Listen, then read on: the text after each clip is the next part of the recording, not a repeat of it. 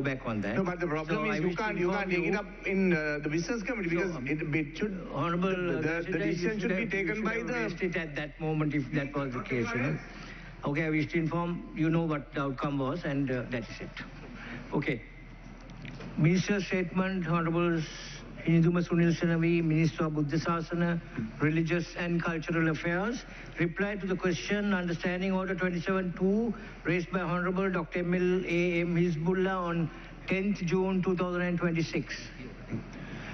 ගරුණීය කතානායකතුමනි ස්තුතිවන්ත වෙනවා පිළිතුරු ලබා දීම සඳහා කාලය ලබා දීම ගැන ගරු මන්ත්‍රීතුමා ප්‍රශ්න තුනක් යොමු කරලා තිබෙනවා 2026 වසර සඳහා ඕ හජ් සංවිධාන කටයුතු සම්බන්ධයෙන් ඉදිරිපත් කර ඇති චෝදනා ඔබ පිළිගන්නවාද කියන එක පිළිතුර පිළිගන්නේ නැත කියන එක නමුත් වැඩිමනත් පැහැදිලි කිරීමක් කරන්නට කැමැතියි හජ් වන්දනාව කියලා කියන්නේ ඔබ සියලු දෙනා දන්නවා ඉස්ලාම් ධර්මයේ මූලික වගකීම් පහෙන් එකක් මේක ලෝක පුරා මුස්ලිම් ජනතාව විසින් ඉටු කරනු ලබන ප්‍රධානම ආගමික වතාවත් වලින් එකක් සෞදි අරාබි රාජධානියේ ශුද්ධ වූ මක්කා නගරයේදී තමයි පැවැත්වෙන්නේ ලෝක පුරා වාසය කරන මිලියන ගණනක මුස්ලිම් බැතිමතුන් මෙම වන්දනාව සඳහා සහභාගී වෙන අතර වන්දනාවේ ස්වභාවය හා විශාල වන්දනාකරුවන් සංඛ්‍යාව හේතුවෙන් යම් යම් ශාරීරික පාරිසරික හා සංවිධානමය අභියෝග ඇතිවීම වළක්වන්නට බැහැ. ඒ තත්ත්වය ඒ බැතිමතුන් සියලු දෙනා වටහාගෙන ඉන්න තත්ත්වයක්. එනිසා මේ වැදගත් ආගමික වගකීම ඉටු කිරීමේදී එවැනි දුෂ්කරතා ඉවසීමෙන් හා කැපවීමෙන් මුහුණ දීම වන්දනාකරුවන් විසින් සාමාන්‍යයෙන් අපේක්ෂා කරනවා. එමෙන්ම ඉස්ලාම් ආගමට අනුව හජ් වන්දනාව අනිවාර්ය වන්නේ ආර්ථික වශයෙන් හා ශාරීරිකව හැකියාවක් තිබෙන ප්‍රශස්ත සෞඛ්‍යයක් තිබෙන බැතිමතුන්ට. එම වගකීම ඉටු කිරීම සඳහා ඔවුන් ශාරීරිකව හා මානසිකව සුදුසු සහ ශක්තිමත් තත්ත්වයක සිටිය යුතුයි. මෙම වතාවත් සිදු කරනු ලබන්නේ ලොව විවිධ රටවලින් පැමිණෙන මිලියන ගණනක වන්දනාකරුවන් සමග එකතු වෙලා නිසා තදබදය පාරිසරික තත්ත්වය හා ඇතැම් පහසුකම් භාවිතයේ අපහසුතා වැනි තත්ත්වයට මුහුණ දීමට සිදුවීම හජ් වන්දනාවේ ස්වාභාවික ලක්ෂණයක් කියලා සාමාන්‍යයෙන් පිළිගැනෙනවා. හජ් වන්දනාවේ ප්‍රධාන ස්ථානයක් වන්නේ මිනා අරෆා සහ මුස්තලිෆා මේ කරුණු ප්‍රසිද්ධයි. ගරු නියෝජ්‍ය කතානායකතුමනි මෙම ස්ථානවල පරිපාලනය සහ එහි යටිතල පහසුකම් සම්බන්ධව සියලුම තීරණයන් සෞදි අරාබි හජ් හා උම්රා අමාත්‍යාංශය මගින් ගනු ලබන අතර එවැනි තීරණවලට සහ ප්‍රමිතීන්ට අනුව සේවා පහසුකම් ක්‍රියාත්මක කරන්නේ සෞදි අරාබි සේවා නියෝජිත ආයතන. ඇත්තටම පසුගිය වසරේ මමත් නියෝජ්‍ය අමාත්‍යතුමත් සෞදියට ගිහිල්ලා මේ සර්විස් ප්‍රොවයිඩර්ස්ලා සියලු දෙනා කොන්සිලේට් එකට ආරාධනා කරලා ඉන්ටර්විව් කරලා සුදුසු ප්‍රශස්ත මුදවිය තමයි සම්බන්ධ කරගත්තේ. හජ් සහ උම්රා අමාත්‍යතුමා සමග මා පෞද්ගලිකව ද්විපාක්ෂික සාකච්ඡා කරලා පුළුවන් තරම් පහසුකම් ඉල්ලලා පහසුකම් හදලා තමයි ඇත්තටම තිබුණේ.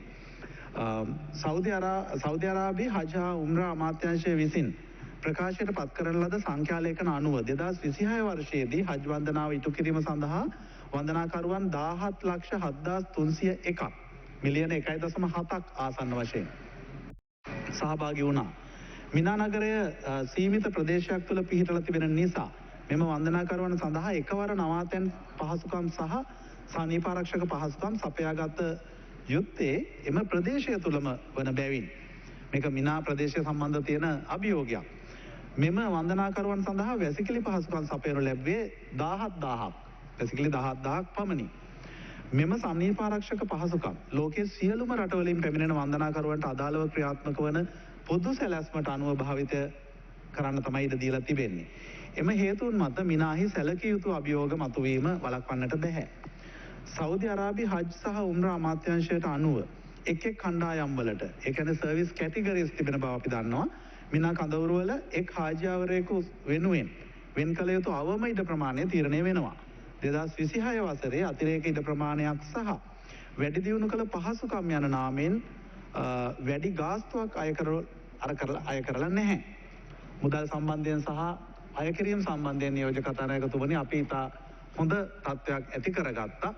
සමස්ත අය කරන මුදලෙනුත් ලක්ෂ 3ක 3.5ක වගේ අඩු මුදලක් තමයි මෙවර අය කළේ ට්‍රැවල් ඒජන්ට්ස්ලා පවා. මම හිතන්නේ ඒවා ඉතා හොඳ ලක්ෂණ. 2025 වසරේ බී කාණ්ඩ සේවාවන් සඳහා ගෙවනු ලැබෙන මුදලට වඩා මෙවර අඩුවෙන් ගාස්තු ගෙවුවා. 2026 වසරේ මිනාහි එක් හාජිවරයෙකු වෙනුවෙන් වැඩි ඉඩ ප්‍රමාණයක් වෙන් කරන ලද අතර ඉතා පහසු සෝෆා ඇඳන් ලබා දුන්නා. තවද හාජිවරු 2910ක් සඳහා වැසිකිලි 36ක් සහ හාජිවරු 590ක් සඳහා වෙනම වැසිකිලි 8ක් පහසුකම් සැලසුවා. මම පිළිතුර ටිකක් කෙටි කරමින් උනත් ලබා දිය යුතුයි.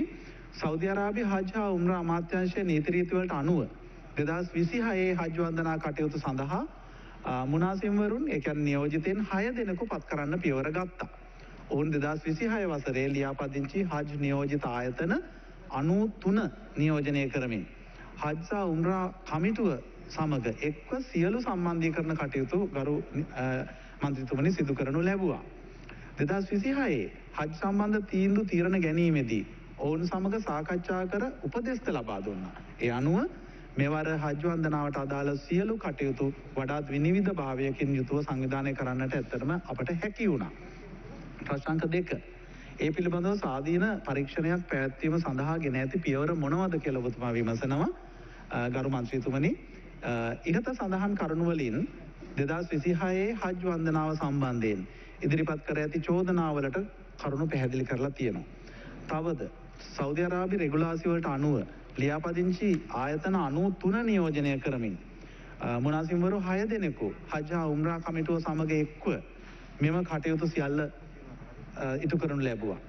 සියලු තීරණ මෙම මුනාසිම්වරු 6 දෙනා සමග සාකච්ඡා කරලා උපරිම විනිවිද භාවයකින් යුතුව ඉටු කරලා තියෙන නිසා මේ පිළිබඳ තවත් ස්වාධීන පරීක්ෂණයක් පැවැත්වීමේ අවශ්‍යතාවක් අප දකින්නේ නැහැ. නමුත් මුළු ගමන පිළිබඳව සවිස්තරාත්මක වාර්තාවක් මා ඉල්ලා සිටියා. හජ් කමිටියක මෙන්න ඒ සවිස්තරාත්මක වාර්තාව අපට සපයලා තිබෙනවා. මේක ඔබතුමාලගේ පරිහරණයට දෙන්න පුළුවන්. මම හිතන්නේ ඔබතුමා අදහස් කරන අතිරේක විමර්ශන කියන කාරණා වලට සියලු පිළිතුරු මේ වාර්තාව තුළ තිබෙනවා. තුන්වෙනි ප්‍රශ්නය, අවසාන ප්‍රශ්නය. අනාගතයේදී මෙවැනි ගැටලු ඇති නොවන්න මොනවද අරන් ගන්නා ක්‍රියාමාර්ග කියලා ගරු මන්ත්‍රීතුමා විමසනවා. හැම අවුරුද්දකම හජ් කමිටුව හජ් මෙහෙයුම් ක්‍රියාත්මක කිරීම සම්බන්ධයෙන් විමර්ශන වාර්තාවක් සකස් කරනවා. එහිදී මෙහෙයුම් කාලය තුළ පැන නගින ගැටලු, අත්දැකීම් සහ වැඩි දියුණු කළ යුතු ශේෂ්ත්‍ර අපි අඳුන ගන්නවා, ඒවා සමාලෝචනය කරනවා. 2026 වසරේ හජ් වන්දනාකරුවන් සඳහා සනීපාරක්ෂක වැසිකිලි පහසුකම් ප්‍රමාණවත් නොවු බවට ඉදිරිපත් කර ඇති චෝදනාව, මේක තමයි වැඩිපුරම නැගිච්ච චෝදනාව සම්බන්ධයෙන් අදාළ බලධාරීන්ගේ අවධානය යොමු වෙලා තිබෙනවා. මිනා අරෆා යන ස්ථානවල යටිතල පහසුකම් සම්බන්ධයෙන් ඇතිවෙච්ච ගැටලු සම්බන්ධ පැමිණිලි යෝජනා අපේ ශ්‍රී ලංකාවේ හජ් සහ උම්රා කමිටුව මගින් සෞදි අරාබියේ හජ් හා උම්රා අමාත්‍යාංශය වෙත දැනුම් දීලා තිබෙනවා. ඇමණුම් අංක එක විදියට ඒ ලිපිය සභාගත කරන්න පුළුවන්. සෑම වර්ෂයකම අදාළ වර්ෂයේදී හජ් කටයුතු වලට අදාළ ක්‍රියාදාමයන් පිළිබඳ සාකච්ඡා කිරීම සඳහා සෞදි අරාබියේ හජ් හා උම්රා අමාත්‍යාංශය විසින් ශ්‍රී ලංකාවේ හජ් දූත කණ්ඩායමට ආරාධනාවක් කරනවා. අන්න ඒ අවස්ථාවේදී ලංකාවේ දූත පිරිස මෙවැනි ගැටලු සම්බන්ධයෙන් ගනු ලබන ඉදිරි ක්‍රියාමාර්ග මෙවර ඇතිවුණු තත්ත්වය ගැන අපිට ආයෙත් විමසන්න පුළුවන්, පැහැදිලි කරලා අවධාරණය කරලා ඒක කරන්න බලාපොරොත්තු වෙනවා. අවසන් වශයෙන් හජ් වන්දනාකරුවන් සඳහා පිටත් වීමට පෙර දැනුවත් කිරීමේ වැඩසටහන් ශක්තිමත් කිරීම මේ අපිට තවදුරටත් කරන්න පුළුවන් දේවල්. හජ් මෙහෙයුම් කාලය තුල ක්ෂේත්‍ර නිලධාරීන්ගේ අධීක්ෂණය වැඩි දියුණු කිරීම සහ වන්දනාකරුවන් හා අදාළ බලධාරීන් අතර සංවේදනය තවත් හොඳින් ඉෂ්ට කරලා ශක්තිමත් කරලා ගැටලු අවම කරගන්න වැඩ කරන්න බලාපොරොත්තු වෙනවා ගරු මන්ත්‍රීතුමනි. Honorable Deputy Speaker, கௌரவ அமைச்சர் அவர்களுக்கு என்னுடைய நன்றிகளை தெரிவிக்கின்றேன் பதிலளித்ததற்காக. கௌரவ பிரதி சபாநாயகர் அவர்களே, உங்களுக்கும் தெரியும் கடந்த கௌரவ அமைச்சர்கள் தன்னுடைய பதிலிலே எந்த ஒரு பிழையும் ஏற்படவில்லை, எந்த ஒரு குறையும் ஏற்படவில்லை, ஹஜ் மிகவும் திருப்தியாக அமைந்திருந்தது என்று ஹஜ் கமிட்டி எனக்கு அறிக்கை சமர்ப்பித்திருக்கிறார்கள். ஆகவே எந்த பிழையும் ஏற்படவில்லை.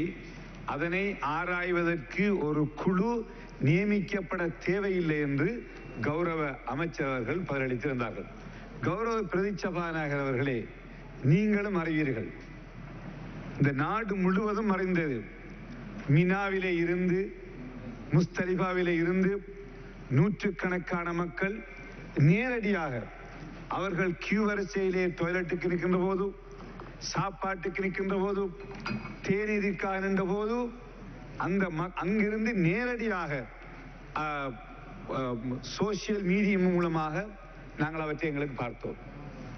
கொழும்பு விமான நிலையத்திலே ஹஜ்ஜாஜிகள் வந்து இறங்கியவுடன் பல ஹஜ்ஜாஜிகள் விமான நிலையத்திலே இருந்து நேரடியாக சோசியல் மீடியாக்களூடாக அங்கே ஏற்பட்ட பாதிப்புகள், எங்களால் டாய்லெட்டுக்கு போக முடியவில்லை, பல்வேறுபட்ட கஷ்டங்களை அனுபவித்தோம், சாப்பாட்டுக்கு நாங்கள் கஷ்டப்பட்டோம், பல மணித்தியாலங்கள் நின்றோம் என்று, அது மாத்திரமல்ல எங்களால் வணக்க வழிபாடுபட முடியவில்லை, பிரார்த்திக்க முடியவில்லை, மார்க்க ஈடுபட எங்களுக்கு வாய்ப்பு கிடைக்கவில்லை என்று விமான நிலையத்திலே வைத்து பல ஹாஜிகள், பெண்கள்,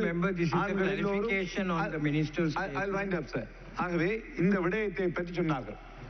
கௌரவ அமைச்சர் அவர்களே, ஹாஜிகள் மினாவிலிருந்து முஸ்தலிபாவிலிருந்து வந்திறங்கியுடன் விமான நிலையத்திலிருந்து பொய் செல்ல வேண்டிய எந்த அவசியம் கிடையாது. அவர்களுக்கு எந்த ஹாஜிகளும் பொய் செல்வதில்லை. ஆகவே இந்த விடயங்கள் தொடர்பிலேதான் ஒரு ஆராய்வதற்கு நீங்கள் ஒரு ஹஜ் கமிட்டிக்கு வெளியிலே இருந்து ஒரு குழுவை நியமித்து இந்த மக்கள் ஹாஜிகள் மினாவிலிருந்து முஸ்தலிபாவில் சொன்னது பொய்யா? இந்த நாடு முழுவதும் மக்காவுக்கு சென்ற ஒரு வைத்தியர் அவர் அங்கு சென்றிருந்தார். அவருக்கு லூஸ் மோஷன், ஒரு வயிற்றிலே பிரச்சனை ஏற்பட்டது. அவர் ஒரு மணி நேரம் கியூல இருந்து டாய்லெட்டுக்கு போய்விட்டு திரும்பி இருந்து இப்படியே கௌரவ அமைச்சர் அவர்களே, இது தொடர்பிலே நீங்கள் ஒரு தெளிவான ஒரு ஏற்பட்ட பிரச்சனை, நாடு முழுவதும் தெரிஞ்ச ஒரு பிரச்சனை, முழு நாட்டு முஸ்லிம்களுக்கும் தெரிஞ்ச பிரச்சனை. நீங்கள் இந்த பிரச்சனை, உங்களை நாங்கள் மதிக்கின்றோம், உங்களுக்கு நாங்கள் மிக மரியாதை கொடுக்கின்றோம். உங்களுடைய காலத்திலே இந்த பிரச்சனைகளுக்கு தீர்வு காணப்படும் என்ற நம்பிக்கை எனக்கும் முஸ்லிம்களுக்கும் இருக்கிறது. அது எந்த மாற்று கருத்தும் கிடையாது. ஆகவே கௌரவ அமைச்சர் அவர்களே, இது தொடர்பிலே நீங்கள் சொல்லுகின்ற இந்த பதில் முஸ்லிம் சமூகத்தின் மத்தியில் ஒரு தவறான அபிப்பிராயத்தை உங்களை பற்றியும் இந்த அரசாங்கத்தை பற்றியும் ஏற்படுத்தும். அரசாங்கத்தை விமர்சிக்க பேசவில்லை. ஏனென்றால் இது நடந்த விஷயம். ஆயிரக்கணக்கான ஹாஜிகள் அங்கிருந்து வெளியிட்ட ஒரு விஷயம். இப்படி நடக்கவே இல்லை என்று ஹஜ் கமிட்டி ஒரு அறிக்கைகரமாக இருந்தால் அதை விட ஒரு மோசமான செயல் ஒன்று இருக்க முடியாது. ஆகவேதான் கௌரவ அமைச்சர் அவர்களே, நீங்கள் ஏன் ஒரு குழுவை நியமித்து நீங்கள் சுயாதீனமான ஒரு குழுவை நியமித்து உண்மையிலேயே இப்படி நடந்ததா இல்லையா என்று ஆராய்ந்து பார்க்க கேட்க விரும்புகிறேன். ගරුණීය කතානායකතුමනි, ගරු මන්ත්‍රීතුමා ඉදිරිපත් කරපු කරුණ පැහැදිලි. මම වහාම එකතු කරන්නට ඕන මේ කොටස. කිසිදු අඩුපාඩුවක් සිදු වුණේ නැහැ කියන එක නෙමෙයි අදහස් කළේ. ඒක වහාම නිවැරදි කරගත යුතුයි. මම අදහස් කළේ මට ලැබුණු තොරතුරු අනුව මම ඇත්තටම මේගොල්ලෝ රැස් කරලා සාකච්ඡා කළා. ඒ බඳු අඩුපාඩුකම් සිද්ධ වෙලා තියෙන්න පුළුවන්. මේකේ පසුබිමයි මේ කිව්වේ. ඒ අඩුපාඩුකම් සාමාන්‍යයෙන් ඒ විශාල පිරිස නිසාම හැමදාම සිද්ධ වෙන එකක්. නමුත් අපේ වගකීම වෙනවා රජයක් හැටියට ඊටාම පෙරදැක්මෙන් කටයුතු කරලා මේ ඊටාම වටිනා වන්දනාකරුවන්ට තමන්ගේ ජීවිතයේ උතුම් වන්දනාව හරියට කරගන්න ඉඩකඩ දෙන්න. ඒ පිළිබඳව තමයි මගේ සහ කරු නියෝජ්‍ය අමාත්‍ය මුනීර් මුලප්ප අමාත්‍යතුමාගේ නියෝජ්‍ය අමාත්‍යතුමාගේ අවධානය යොමු වෙලා තිබෙන්නේ. ඉතින් මම ඔබතුමාට කිව්වේ පූර්ණ වාර්තාවක් දීලා තිබෙනවා. මේ වාර්තාවේ සඳහන් වෙනවා ඔය කියපු විස්තර සියල්ල. ඒකට හජ් කමිටුව ගත්ත විසඳන්න ගත්ත ක්‍රියාමාර්ගත් සියල්ල සඳහන් වෙනවා. ඒවයි ප්‍රමාණවත් නොවීම පිළිගන්න පුළුවන්. මොකෝ හේතුව තියෙන්නේ තවදුරටත් මේක හොඳින් ඉටු කරන්න ඕන අපි. අර වගේ අපහසුයක් කෙනෙකුට දැනලා තිබෙනවා නම් ඒ ගැන කනගාටු වෙනවා. ඒ සියලු අපහසු ගැන ඊළඟ වතාවකදී ඒවා විසඳ ගන්න. එහෙම ගත්ත ක්‍රියාමාර්ගත් රාශියක් මට ඔබතුමාට ඉදිරිපත් කරන්න පුළුවන්. උදාහරණයක් හැටියට මේ ගෙවන්න තියෙන විශාල මුදල සම්බන්ධව සාකච්ඡාවක් හදාගෙන යනවා. ණය මුදලක් හැටියට අරගෙන කොහොමද මේක දීලා අපහසුයෙන් මුදවන්නේ කියලා. ලක්ෂ ගාණක් ලොකු මුදලක් මේකට ගත වෙනවා. ඒ මුදල අඩු කරගන්න වෑයම් කරලා අපි මේ සැරේ අඩු කරගෙනත් තියෙනවා. අනිත් එක අපි සියලු දෙනා නියෝජ්‍ය කතානායකවරුන් තේරුම් ගන්න ඕන. ඉන්දියාව මිලියන සම්භාරය ලක්ෂ සංඛ්‍යාත පිරිසක් සහභාගී වෙනවා. නමුත් ඊටාම අඩු ට්‍රැවල් ඒජන්ට්ස්ලා ප්‍රමාණයක් තමයි ඒක හැන්ඩල් කරන්නේ. අපේ රටේ 3500යි සම්බන්ධ වෙන්නේ. ඒකට 93ක් ට්‍රැවල් ඒජන්ට්ස්ලා සම්බන්ධ වෙනවා. මේ එකිනෙකාට නඩුහව දාගෙන ඊටාම විනාශකාරී වෙලා තිබිච්ච තත්ත්වයක් ඊටාම පිළිවෙලට පත් කරගෙන ක්‍රමානුකූලව ගැටලු විසඳගෙන මම යන්නේ. මම දන්නවා ඔබතුමාලාගේ සමාජය ඔබතුමා ඇතුළු අප කෙරෙහි විශ්වාසය තියලා තියෙනවා. ස්තුතියි. මම කිව්වේ මේ කමිටුවේ ලැබිලා තියෙන වාර්තාව ප්‍රමාණවත් නොවෙනව නම් ගරු නියෝජ්‍ය ඇමතුමාගේ මූලිකත්වයෙන් එතුමා ප්‍රායෝගිකව සම්බන්ධ වුණා මේ ගමනට, වන්දනා ගමනට. මූලිකත්වයෙන් නැවත විමර්ශනයක් කරන්න පුළුවන් සියලු අඩුපාඩු අවම කරගෙන හදාගන්න අපේ උත්සාහය තිබෙන බව මම ප්‍රකාශ කරන්නට ඕන මුස්ලිම් සමාජයට. Honorable members, this is an announcement from the chair. I wish to inform this house that a meeting of the Committee on Parliamentary Business will be held at 12 noon today, 26 June 2026 at Committee Room number 2 of Parliament. Members of the committee are kindly requested to attend this meeting. Motions at the commencement of public business. The leader, the Honorable Cabinet Minister. ගරු නියෝජ්‍ය කතානායකතුමනි, පාර්ලිමේන්තුවේ ස්ථාවර නියෝග අටෙහි විධිවිධාන කුමක් සඳහන්ව තිබුණද